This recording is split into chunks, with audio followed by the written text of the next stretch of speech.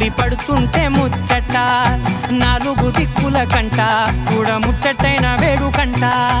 ఆ పంచభూతాల తోడుగా ప్రేమ పంచుకొనే పండగంట ఆరరుగల నిండుగా ఇది నూరెళ్ళ పచ్చని పంట